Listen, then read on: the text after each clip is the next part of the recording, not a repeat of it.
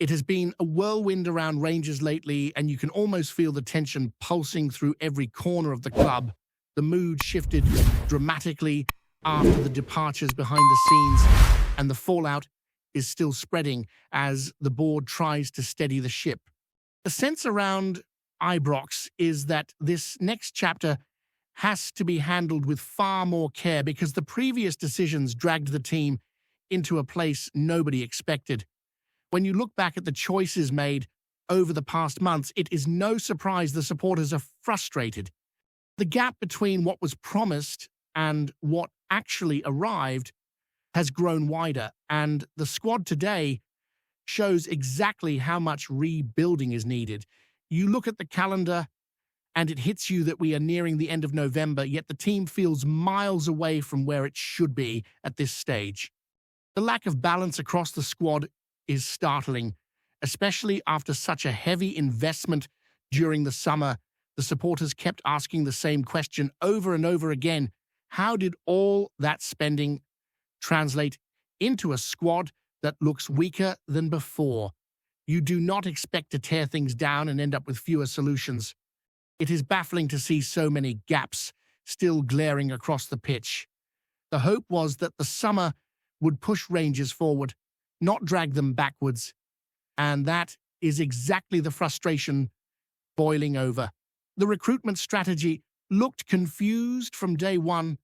Instead of blending experience from Scotland with smart additions from elsewhere, the approach seemed to be based on assumptions that simply do not work here. Anyone who has followed Rangers for longer than 10 minutes knows that the club demands a certain mentality. You cannot assemble a squad by treating Scottish football like some sort of stepping stone league where any player from down south will stroll through it. That belief backfired badly. What the team needed was hunger, understanding of the league, and players ready to embrace the pressure that comes with wearing this badge. It feels like Rangers skipped the chance to build a stronger Scottish core, something that often becomes the backbone of successful squads. There were players in the domestic league who would have slotted in with fight, energy, and that sense of belonging. Instead, the club gambled on profiles that never truly settled, and it shows in the way the team performs. You can sense the disconnect on the pitch. There is no rhythm, no certainty, no structure. And that stems from recruitment that never felt aligned with the demands of the club. Inside the training ground, the new head coach has already made his assessment clear. It did not take him long to recognize that the squad is full of imbalances. From what has been circulating, he has been blunt with the board about what needs fixing. The review he carried out highlighted exactly what the supporters have been saying for months. Too many players are struggling to reach even a passable level of consistency. Too many signings from the summer look like short-term gambles instead of long-term building blocks. And the word is that the number of players falling below the required standard is far bigger than anyone behind the scenes wishes to admit. When you watch some of the recent performances, it becomes obvious why the head coach reacted the way he did. There are players who look completely lost, players who are brought in to make an impact, but have barely shown anything that suggests they can handle the pace, the intensity, or the pressure of Rangers. The disappointment is not just about individual mistakes. It is about the fact that so many of these signings seem miles away from the level the team needs. And when you put them together on the pitch, the weaknesses multiply rather than disappear. Take certain players who arrived with hype and hope, but have struggled from day one. Some look like they're always playing a step behind. Others seem overwhelmed by the responsibility that comes with representing a club that demands results every single week. There are forwards who should be scoring regularly in this league but cannot find the rhythm. There are defenders who are expected to bring calmness but instead bring anxiety. Every time they go near the ball, there are wide players who look predictable, midfielders who cannot control a game, and options off the bench who do not change anything when they come on. It gets worse when you compare the current squad to the players who left in the summer. The replacements simply do not match the same quality, not even close in some cases.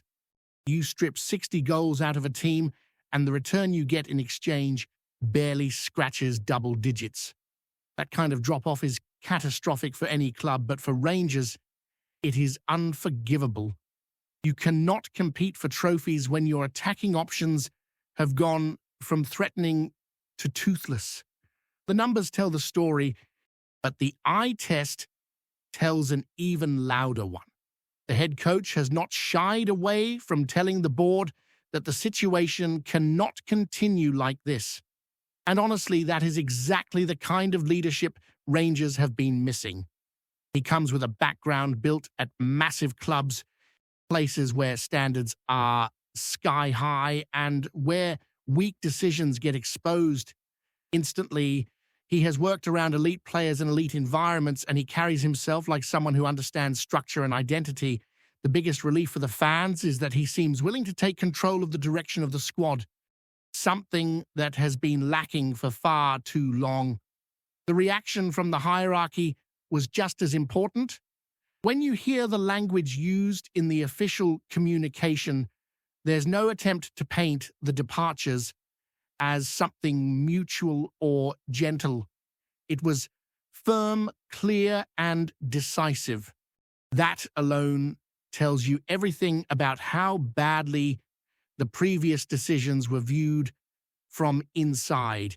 You do not dismiss people because things were average. You make changes like that when the situation has fallen far below expectations, and Rangers have finally acted instead of waiting for things to get even worse. You can sense a shift in the atmosphere around the club as the dust settles.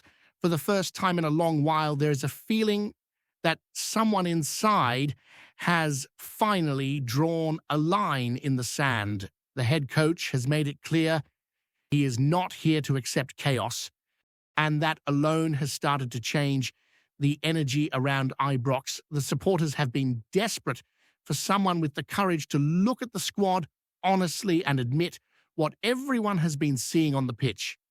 You cannot fix a problem if you pretend it does not exist, and for far too long, that was exactly what happened. Now, the truth has been dragged into the light. The reaction from the players has been mixed. Some have embraced the higher demands, knowing this is a chance to prove they belong at a club of this size. Others look uneasy, perhaps realizing their place in the team is no longer guaranteed. When the standards rise sharply, it exposes those who have become too comfortable. The training sessions have reportedly intensified, with more emphasis on structure, pressing, movement, and urgency. The head coach is not satisfied with slow build-ups or hesitant defending. He wants a team that plays on the front foot, that dominates every blade of grass and refuses to switch off for even a moment. There is also a growing understanding that January will be one of the most important windows Rangers have faced in years. The club cannot afford another round of scattergun signings or players arriving without a clear role. The next steps must be precise. Instead of quantity, the team needs quality. Instead of hopeful punts, it needs footballers who can step straight into the starting 11 and lift the level. The head coach knows exactly what kind of profiles he wants, and he is not willing to settle for compromises. His experience working at big clubs has given him a sense of clarity that Rangers have been missing. He knows that every addition has to make sense, every improvement has to be deliberate, and that clarity is already shaping the conversations behind the scenes. The owners have been told, without sugarcoating, that patching over the cracks is no longer an option. Too many areas of the pitch lack authority. There is no spine strong enough to carry the team through difficult matches. You cannot compete for trophies when you crumble under pressure or fade as the matches go on. The coach wants players who can handle the mental side of the game just as much as the physical. You see it at clubs with strong identities. The ones who succeed are the ones who thrive in the spotlight, not the ones who shrink from it. One of the most glaring problems has been the lack of leadership on the pitch. In previous eras, Rangers always had that commanding figure who raised the standard with every shout, every tackle, every moment of control. Those characters do not just help you in big matches, they set the culture every single day. Right now, too many matches feel like they drift away from the team because nobody steps up to grab hold of the moment. That is not just a tactical problem.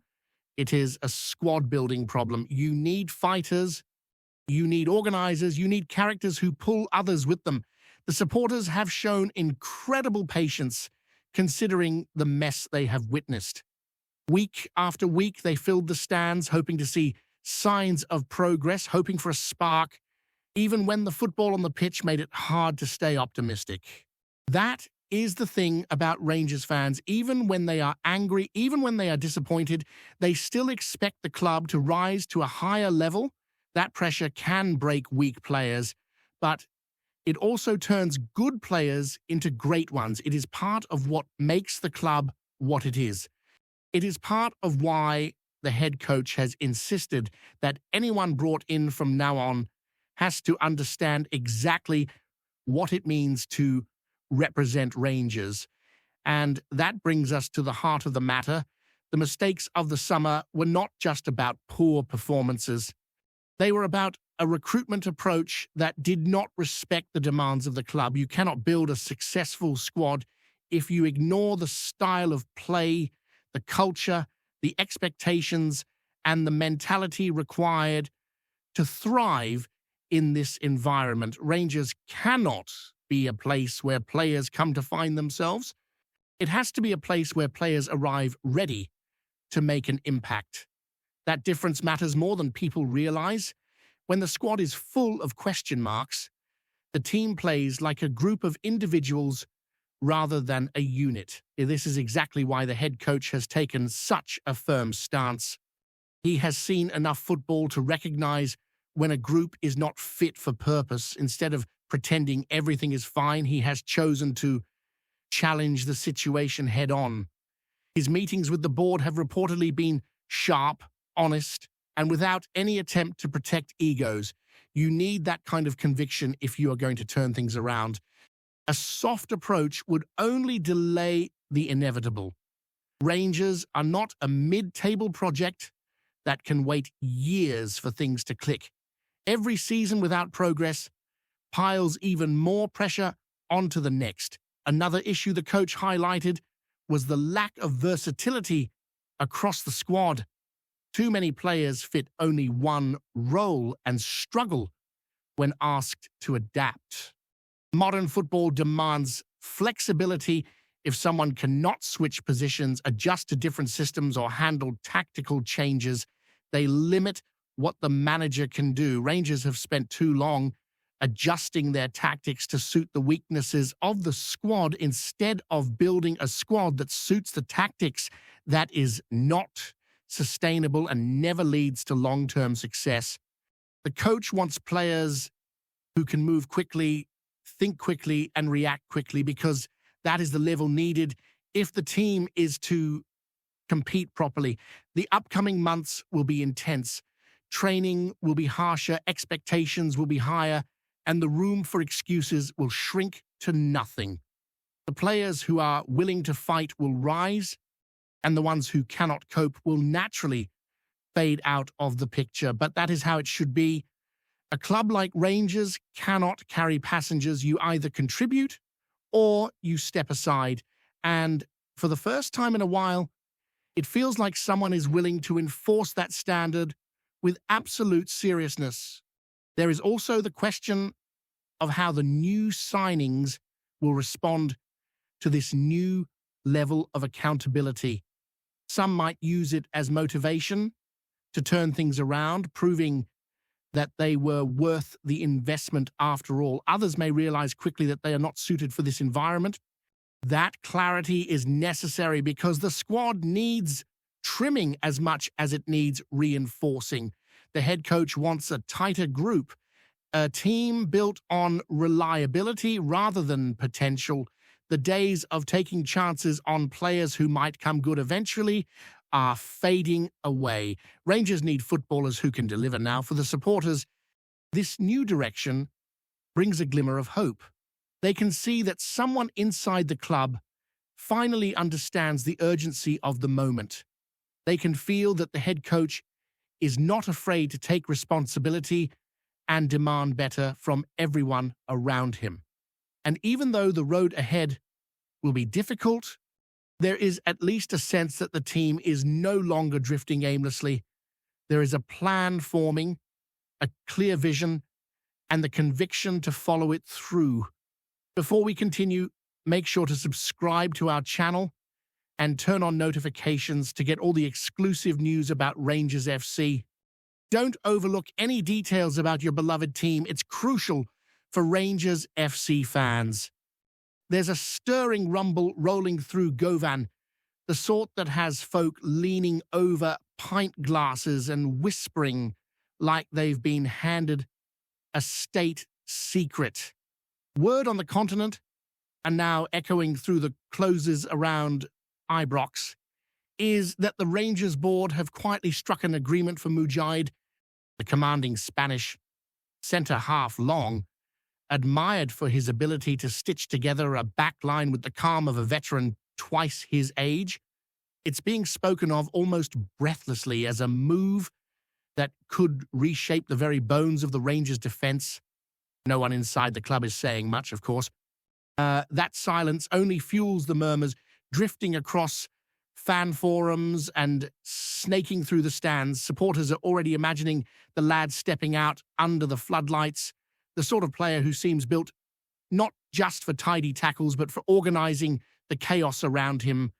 Some say this won't just be a signing, it'll be a statement, a marker thrown down that the club is ready to tighten the bolts at the back and build from a foundation sturdy enough to weather storms home and abroad.